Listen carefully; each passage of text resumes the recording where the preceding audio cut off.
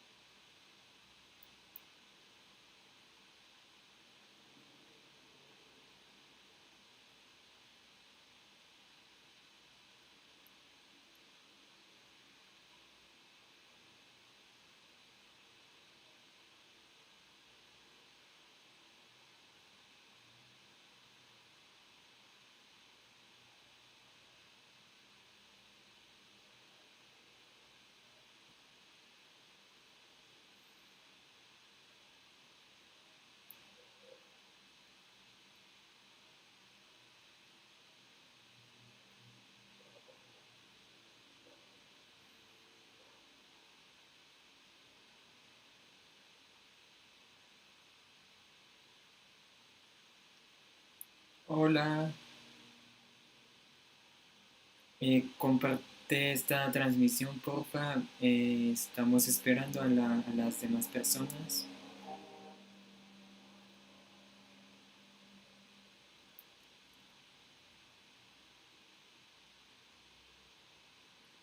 Listo, la transmisión se...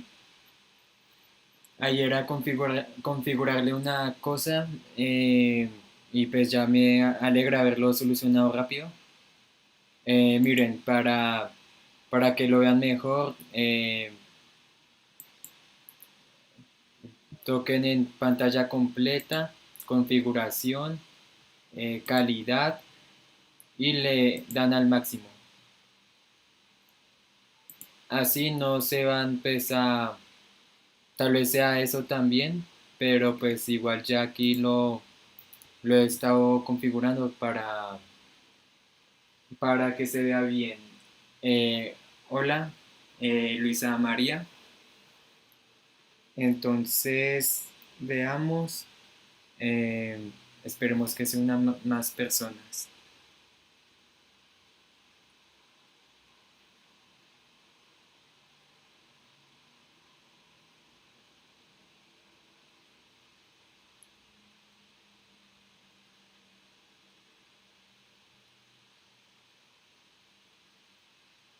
Somos dos.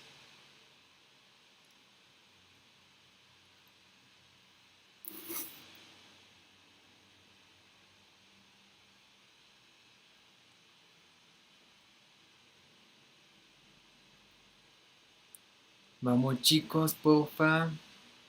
Somos tres. Entonces, mm,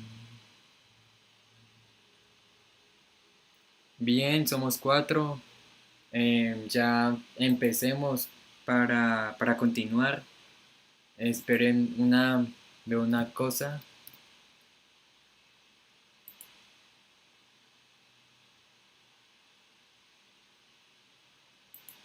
Mientras se van conectando, ya somos cuatro.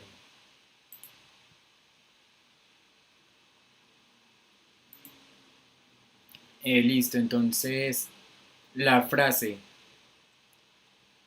Figúrate una bota aplastando un rostro humano incesa- incesantemente. A. Explica los planes para el futuro del régimen. B. Ejemplifica las ideas transmitidas al pueblo. C. Expone el verdadero propósito del sistema de gobierno. Y D. Ilustra las condiciones de los ciudadanos bajo el régimen. Ya somos cinco, sí. Cool. Entonces, Vayan comentando cuál opción les parece. Les doy 3 minutos o el que comenté primero.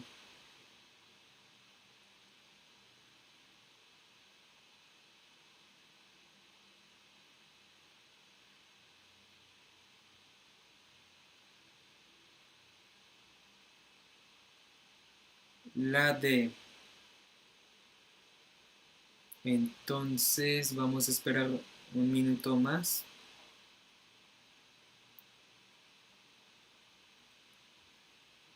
para ver quién tiene eh, la misma u otra respuesta. Mm, son las 3:03. Bueno, entonces empezamos, continuamos. Entonces, lo que el texto, como vemos, nos explica las condiciones que tiene este régimen. Entonces, por lo tanto, la respuesta es la de ilustra las condiciones de los ciudadanos bajo el régimen. La A explica los planes para el futuro del régimen, no puede ser porque se está hablando de lo que se está haciendo en la actualidad. Ejemplifica pues lo que es el régimen del futuro, como pues como es.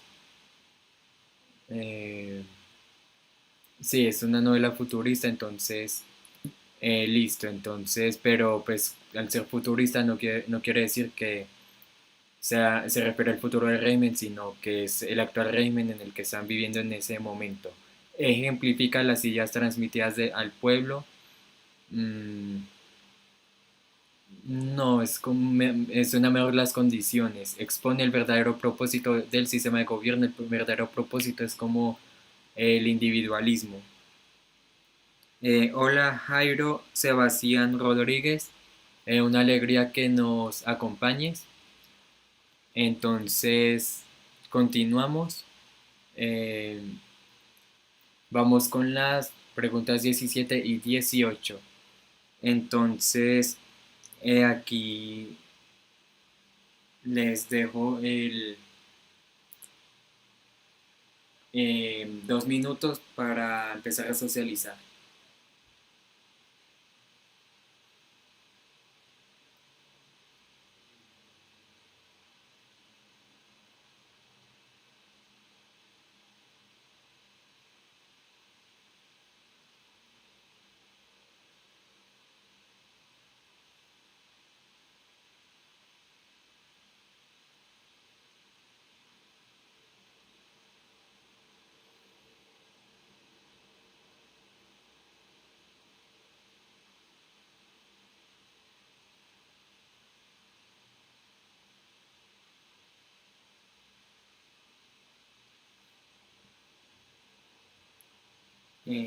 Listo, no nadie ha comentado.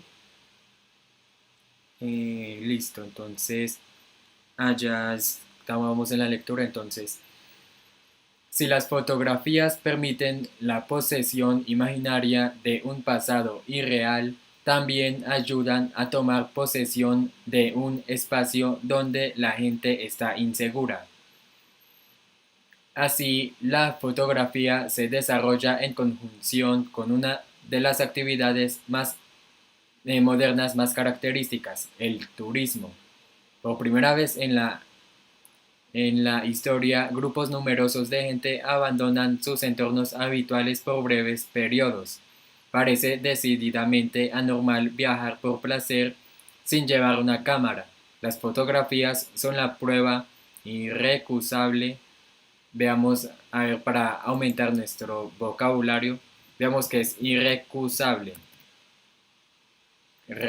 que no puede ser recusado. O sea, por ejemplo, yo no sé esta palabra, pero nos puede servir de recurso para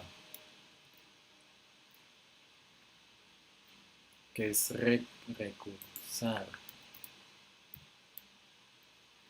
rechazar una cosa prácticamente. Eh, entonces, ¿dónde íbamos? Las fotografías son la prueba prácticamente irrechazable O sea, se refiere a que no se va a dejar las fotografías de lado al momento que se hace un viaje. Entonces dice, las fotografías son la prueba irrecusable de que se hizo la excursión, se cumplió el programa, se gozó del viaje. Las fotografías documentan secuencias de consumo realizadas en ausencia de la familia, los amigos, los vecinos. Pero la dependencia de la cámara en cuanto aparato que da realidad a las experiencias no disminuye cuando la gente viaja más. El acto de fotografiar satisface las mismas necesidades para los cosmopolitas que acumulan trofeos fotográficos de su excursión en barco por el Nilo o sus 14 días en China, que para los turistas de clase media que hacen instantáneas de la Torre Eiffel o las cataratas de Niágara. El acto fotográfico, un modo de certificar la experiencia, es también un modo de rechazarla. La verdad. Entonces, para analizar el primer párrafo, nos está queriendo decir que prácticamente la fotografía o llevar una cámara es como muy importante para hacer realidad esas experiencias y que el acto de fotografiar satisface estas necesidades. Entonces, el acto fotográfico, un modo de certificar la experiencia, es también un modo de rechazarla. Cuando se confina a la búsqueda de lo fotogénico, cuando se convierte la experiencia en una imagen, un recuerdo. El viaje se transforma en una estrategia para acumular fotos.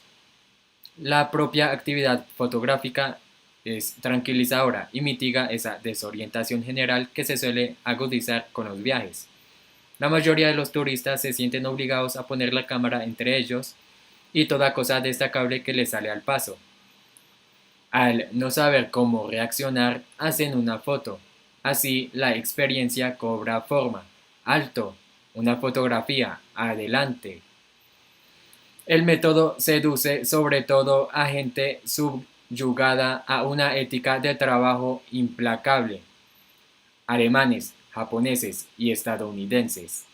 El empleo de una cámara atenúa su ansiedad provocada por la inactividad laboral cuando están en vacaciones y presuntamente divirtiéndose. Cuentan con una tarea que parece una simpática imitación del trabajo. Pueden hacer fotos. Este texto es muy interesante y que nos quiere decir que prácticamente la foto es para cuando uno viaja, siempre uno va como a tomar foto, detenerse para luego verla más tarde, verla en otro día. Y entonces pues lo que hace la cámara, también en el caso de los alemanes, japoneses y estadounidenses, es el hecho de que a ellos les gusta el trabajo, pues no hay que generalizar, eso es lo que creo que en las siguientes preguntas vamos a ver. El hecho es que la mayoría de ellos les gusta trabajar, o sea, tiene un concepto de que ellos trabajan mucho, entonces cuando van a estar de viaje, van a estar como presuntamente divirtiéndose, y entonces van a buscar algo que sea una imitación del trabajo, lo cual son las fotos, tomado de Sontag S. 2009 sobre la fotografía Barcelona de bolsillo. Entonces, en la frase, las fotografías son la prueba irrecusable de que se hizo la excursión, se cumplió el programa y se gozó del viaje. ¿Cuál de las siguientes palabras es un sinónimo de la palabra irrecusable? Entonces, veamos a ver, de acuerdo a lo que hemos hablado, qué respuesta nos dan. Nadie comenta. Vamos, chicos, no comenten, es importante eh, que lo hagan, pues para que analicen si su comprensión.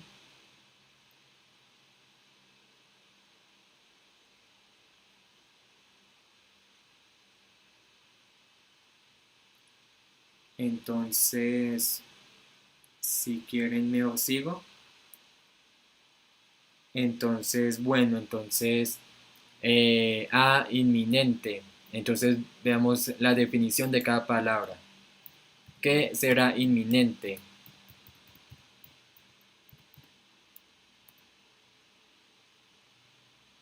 Inminente, que está a punto de suceder o está muy próximo en el tiempo.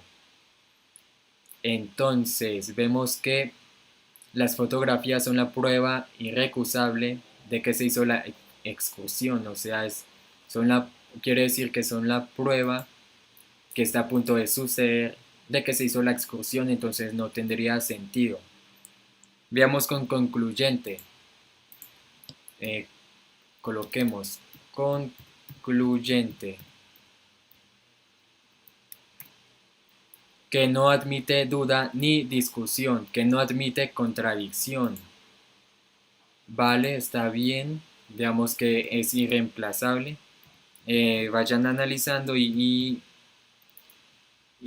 digan cuál puede ser. Ah, rayos, coloquéis que irreversible. ¿Cuál era? Bueno, irreemplazable es que no se puede reemplazar y cuestionable es algo que se cuestiona y entonces pues las fotografías son la prueba irreemplazable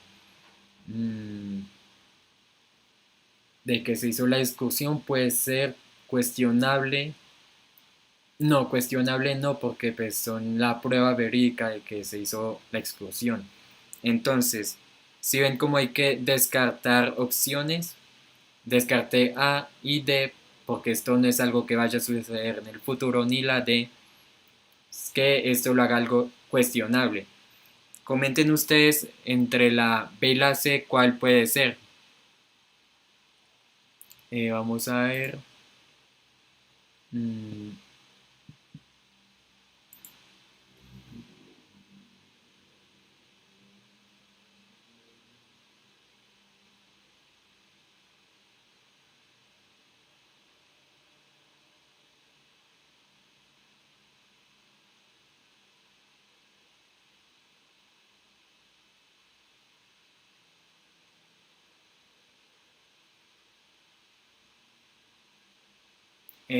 bueno, entonces no, nadie ha comentado, entonces pues la respuesta es y la justificación es la siguiente.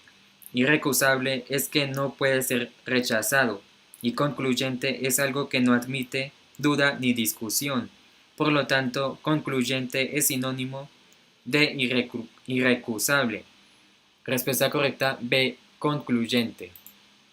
Listo, entonces pasamos con la siguiente. Ya hay pregunta 18. Vamos a esperar hasta las 3:18. Y recuerden que este directo va hasta las 6, hasta las 7 prácticamente. Entonces esperemos.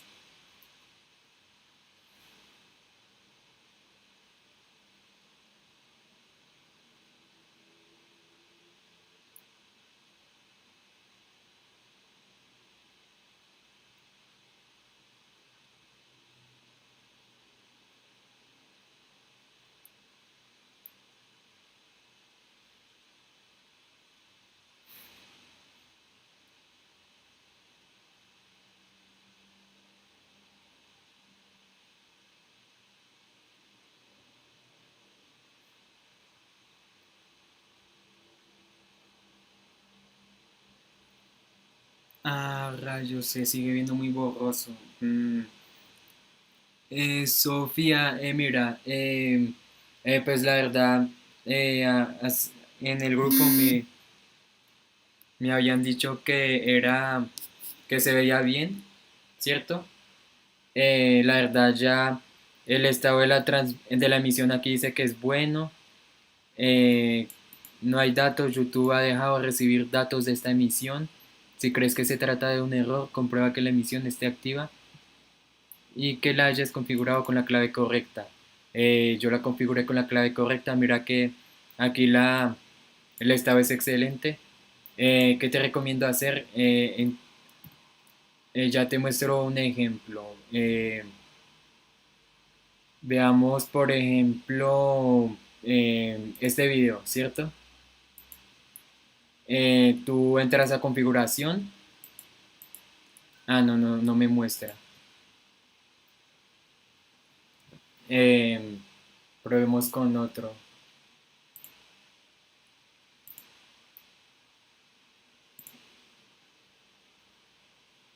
Ahí salió un comercial, pero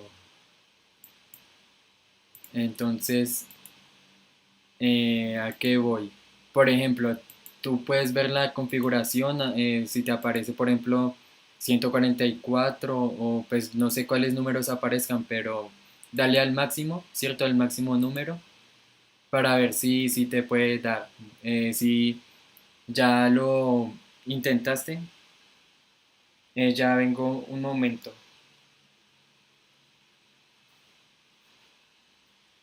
Ve configurando y me dice si ya se te ve bien.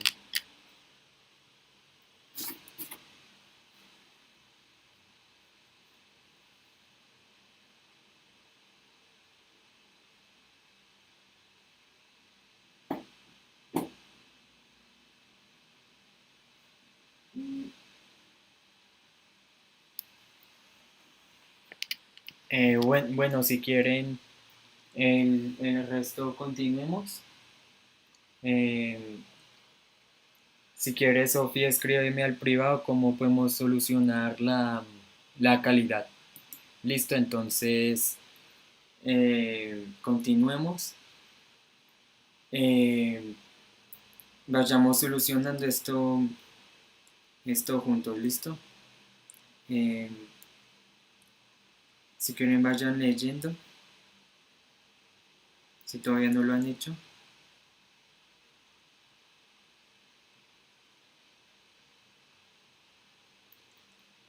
Listo, entonces considere el siguiente resumen del texto anterior.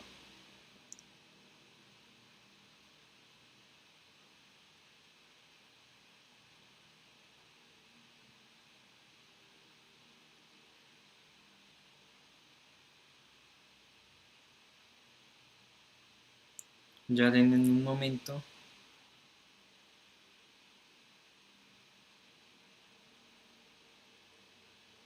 Entonces, la autora analiza la relación entre el turismo y la fotografía, teniendo en cuenta que los cosmopolitas ven en sus viajes el acto de fotografiar como una necesidad. Según ella, ese acto acaba por convertirse en una práctica trivial con la que solo busca mitigar la desorientación general que causan los viajes. Así, la fotografía se convierte para los cosmopolitas japoneses, estadounidenses y alemanes en una especie de reemplazo del trabajo al que están acostumbrados. Veamos, como lo decía ahorita, eh, veamos a ver, eh, pues digamos, el anterior resumen se puede describir como inadecuado porque, entonces esperemos a ver qué contesta.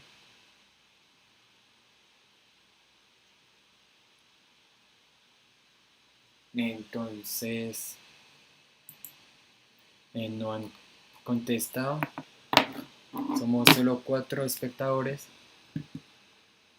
Entonces, bueno, ahí vamos. Eh, si quieren para pensarla, les doy hasta las 3:25.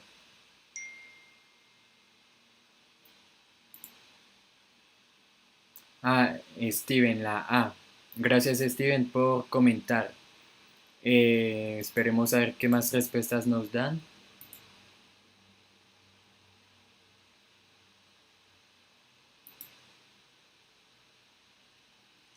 Dije hasta las 3:23. Listo, entonces.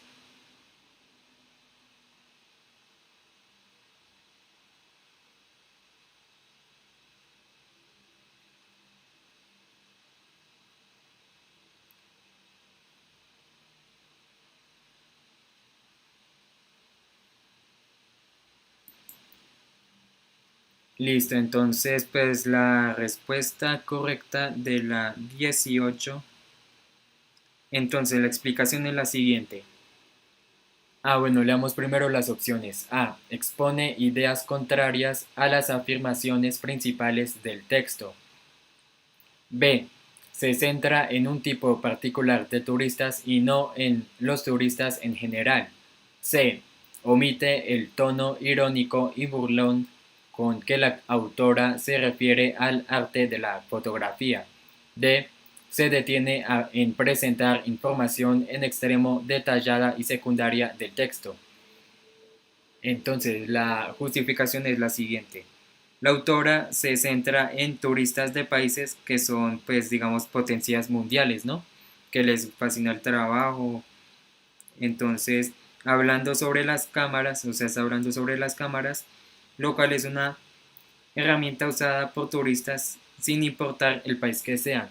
Entonces, el anterior resumen es inadecuado porque está hablando de los turistas, pues digamos japoneses, estadounidenses y alemanes, y que resulta que los turistas en general eh, siempre llevan cámaras, siempre por ejemplo cuando uno viaja a otro país, uno lleva cámaras y uno está fotografiando cualquier detalle. Entonces, la verdad, aquí, según el resumen, ella se refiere a estas tres nacionalidades, pero pues se centra en un tipo particular de turistas y no en los turistas en general. Entonces no, digamos, ahí como que va el hilo, por así decirlo, porque digamos expone ideas contrarias a las afirmaciones principales del texto. Eh, no porque el, el texto es lo que dice eso, pero sí eh, omite el tono irónico y burlón con que la autora se refiere al arte de la fotografía. No lo está como, como omitiendo, no está respetando, se oye bien. Se detiene en presentar información en extremo detallada y secundaria del texto. No, prácticamente está hablando de lo principal, pero pues como dice el anterior resumen, se puede escribir inadecuado porque pues, se centra en un tipo particular de turistas y no en los turistas en general.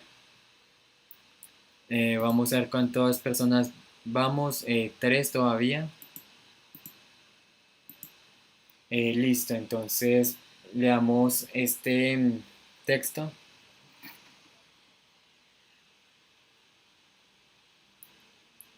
Hasta las 3:29.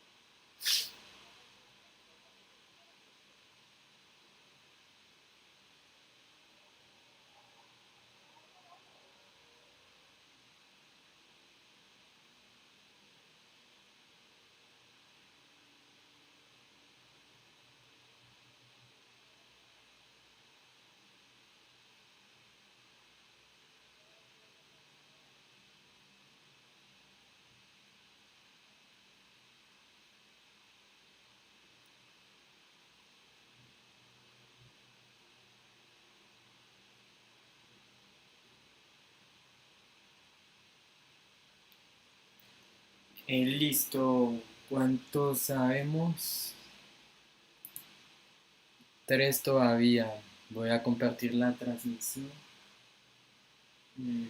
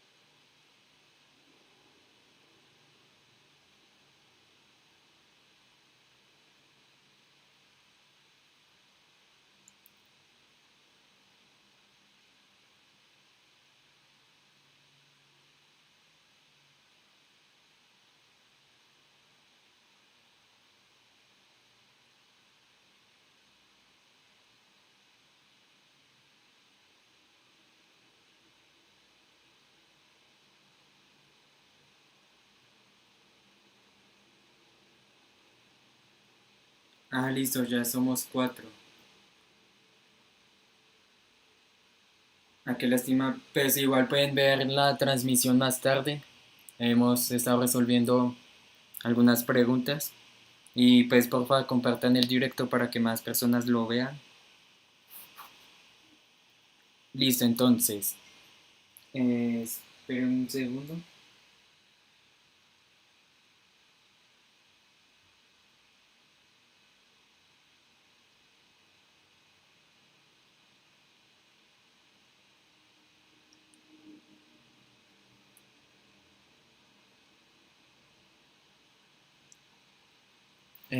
¿Cuántos somos? A ver, cuatro.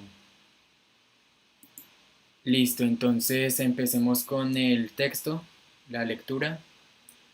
Fray Pedro de Aguado fue un misionero español que vivió en el Nuevo Reino de Granada entre 1560 y 1590 aproximadamente.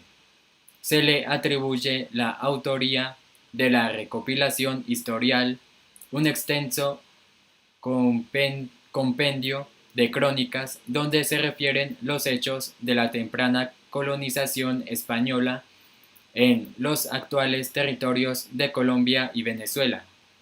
Las narraciones de la recopilación giran alrededor de la entrada de los colonizadores españoles en territorio del Nuevo Mundo, del sometimiento de sus pobladores ancestrales y la subsiguiente fundación de ciudades coloniales, ofreciendo por lo general descripciones de las sociedades indígenas y su entorno natural.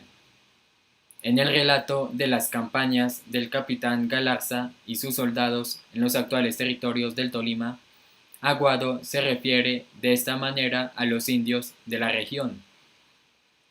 Son estos indios de Ibagué grandes carniceros de carne humana y de cualquier otra carne. Tienen algodón, aunque poco, de que hacen algunas mantas para su vestir.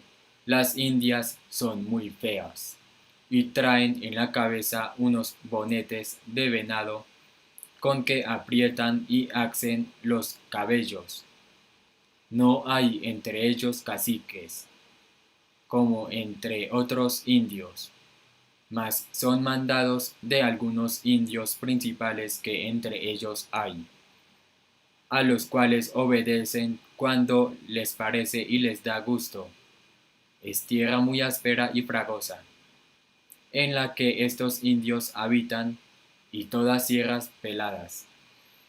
Entonces, en su estudio Los indios medievales de Fray Pedro de Aguado, el historiador Jaime Humberto Borja sostuvo que la recopilación historial no puede ser tomada como una fuente fiable para el conocimiento de los eventos históricos.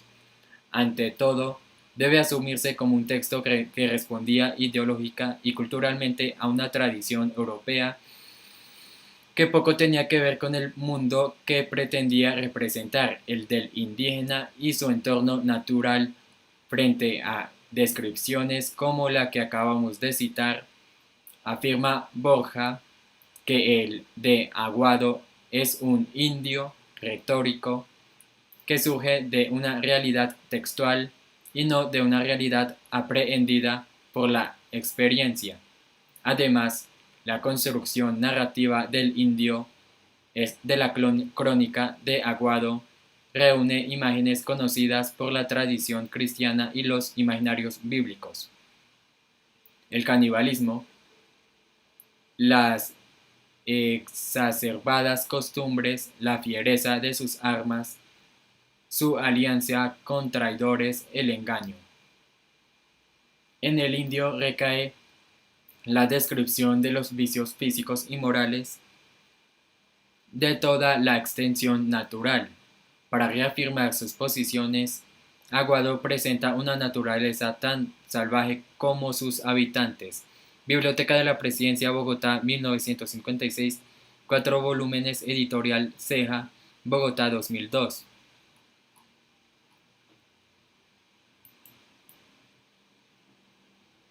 Listo. ¿Cuántos estamos actualmente? Sí, 3 espectadores. Entonces ahí tienen las preguntas y las vamos a socializar a las 3:37.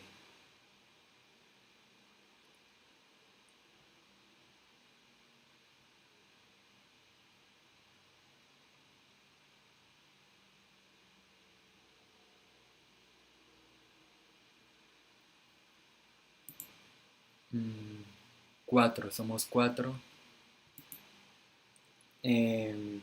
Vayan comentando la respuesta, porfa. Y compartan este video en sus redes sociales. Me ayudarían bastante.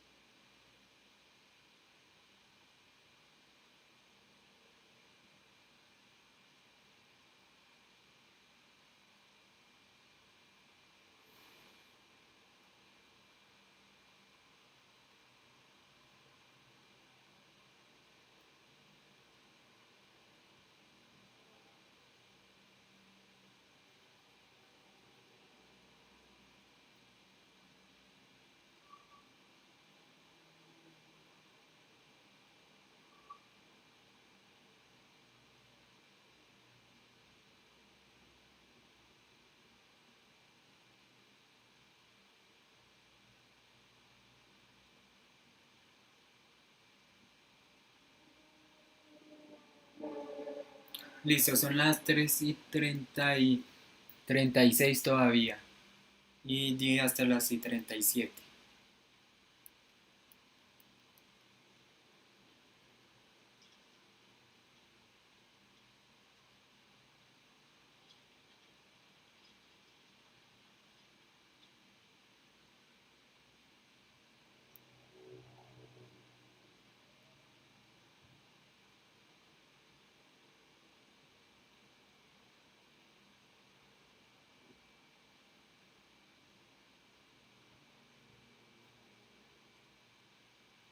Listo, esperen un momento.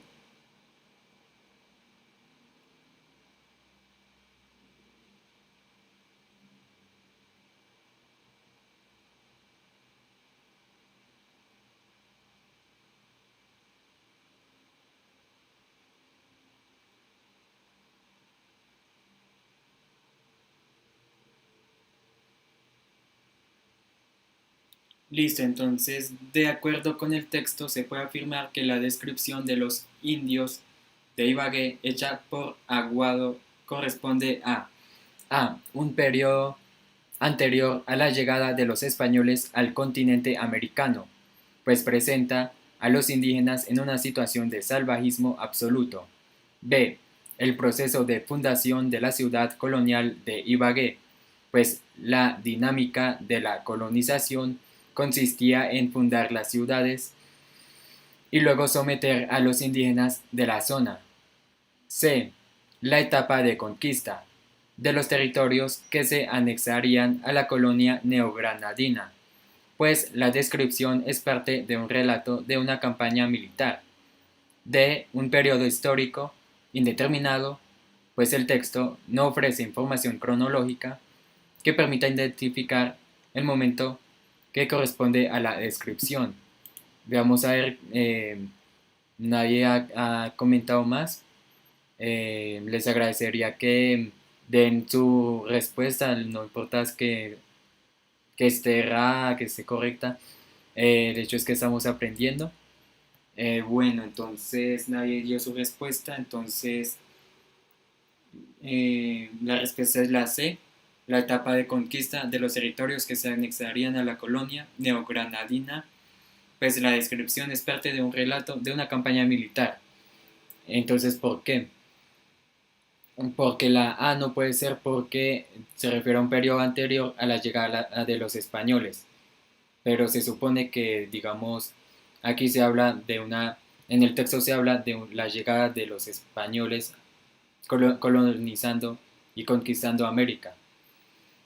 El proceso de fundación de la ciudad colonial de Ibagué, eh, no, porque no se refería a una fundación de la ciudad, sino a la etapa de la conquista, aunque sí haya sido en Ibagué, un periodo histórico indeterminado, no porque sí, pues con, ahí no dice, sí, ahí no dan información cronológica, pero uno puede, con el hecho de que uno, lo que uno lee, volvamos a ver, pues igual uno lo contextualiza, 1560 y sí da información cronológica.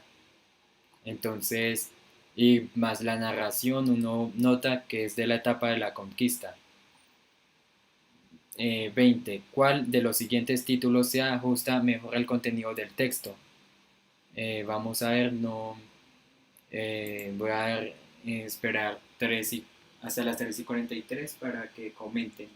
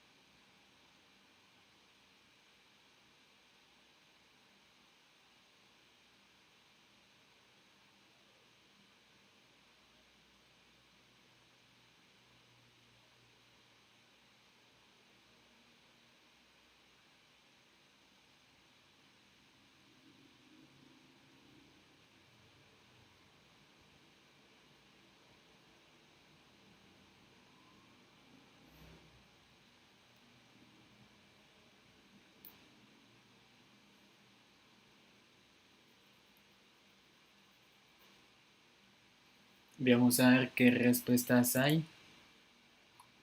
Somos 5 espectadores. Vamos chicos, comenten, no, no les dé pena.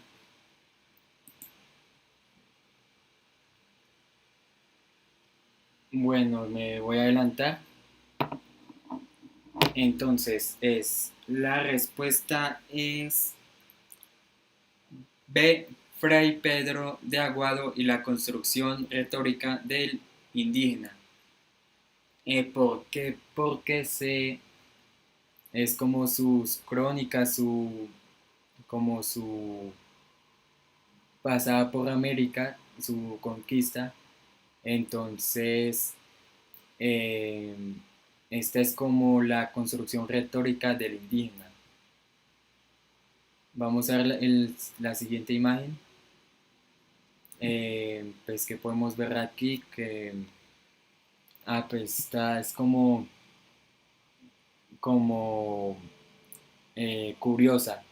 Sabemos que todo está cuadrado, cuadrado, eh, los, los árboles, la lámpara, el techo tiene como bordes cuadrados, las paredes, los árboles, las cortinas, el televisor, la mesa, todo está cuadrado, el piso parece como de ajedrez, todo, el pantalón, el vestido, las rayas del señor, y como vemos que el niño hizo un círculo, pues como una manera diferente de hacer las cosas, como que tomó esa actitud. Entonces esto es tomado de Quino, 1972, caricatura, A mí no me grite, Buenos Aires, Lumen, A mí no me grite. Esto es como la misma eh, idea que tiene la caricatura. Vamos a ver qué es Lumen. Eh, no, esto es como otra cosa. Yo quería ver como el autor, veamos qué es Kino, de qué trata Kino.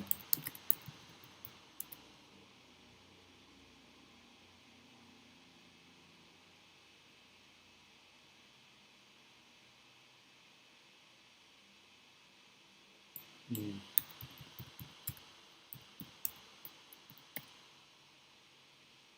Entonces, también como digo, es importante como investigar acerca de los autores, ¿cierto? Eso lo digo en uno de mis materiales. Entonces, fue un humorista gráfico e historietista argentino. Su obra más conocida fue la tira cómica Mafalda, publicada entre 1964 y 1973. Entonces, no se olviden que cuando se habla de Quino, se refiere a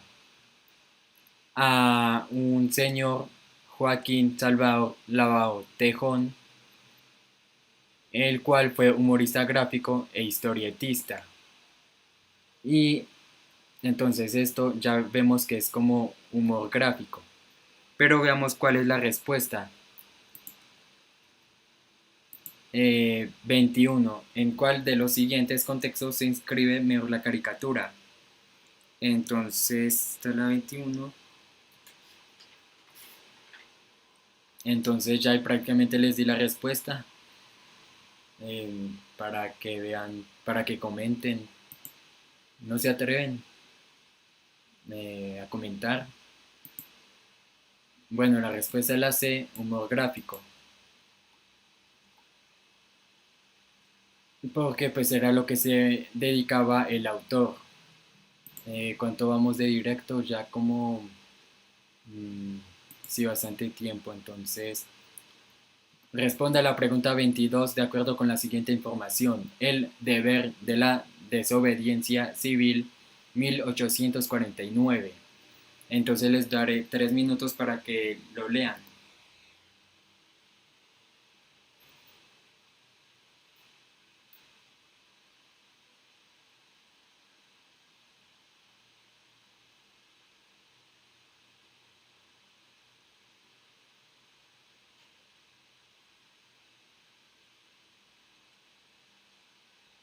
Entonces va hasta las 3:50.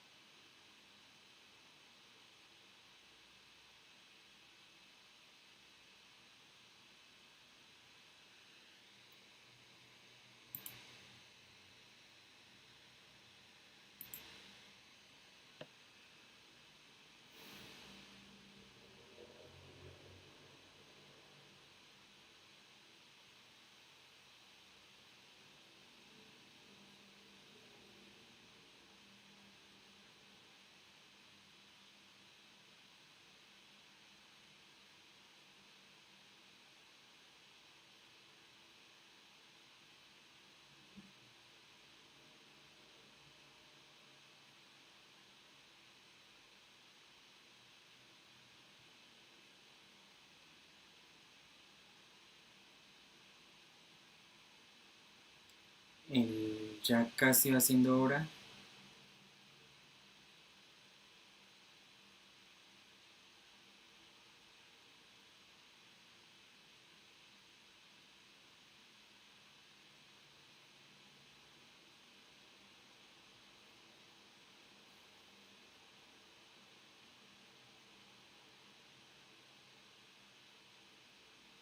Listo. Entonces esperemos a ver.